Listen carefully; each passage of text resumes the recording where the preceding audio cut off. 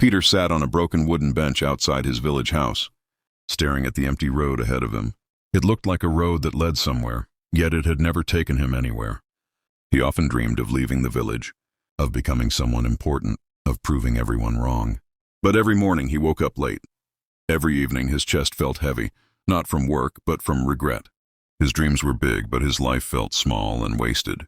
In the village, people worked with their hands, farming, building, carrying, fixing. Peter usually stayed behind, watching others move while he remained still.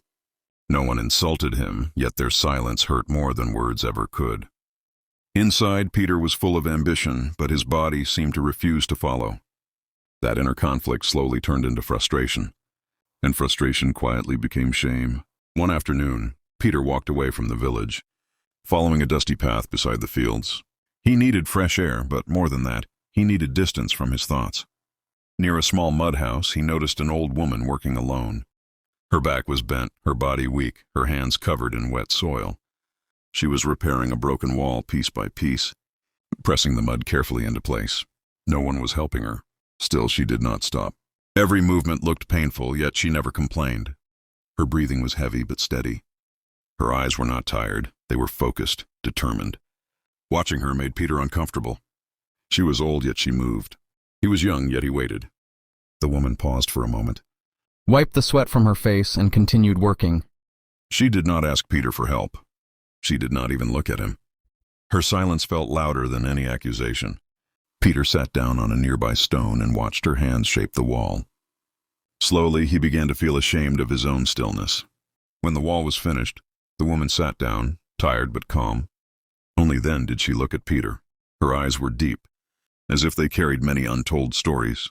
Without asking his name, she spoke softly. "Those who dream a lot but move very little suffer the most." Her words struck Peter with a truth he had been avoiding. She did not blame him. She simply spoke reality.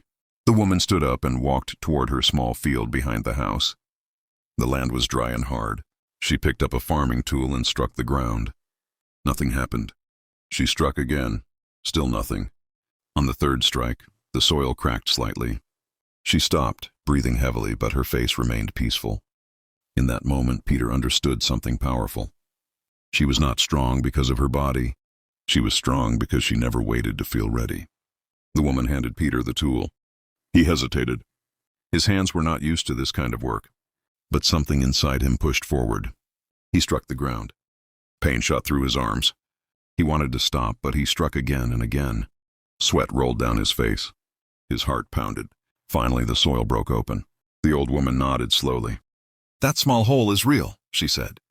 "Your dreams are not until your hands begin to move." Peter felt tears fill his eyes, but he did not cry. For the first time, he understood his real problem. He was not lazy because he lacked ambition. He was lazy because he feared effort would expose his weakness. From that day on, Peter returned daily. He worked in silence. There were no big speeches. No sudden success, only small actions repeated every day. Slowly, his guilt faded. His mind grew quiet.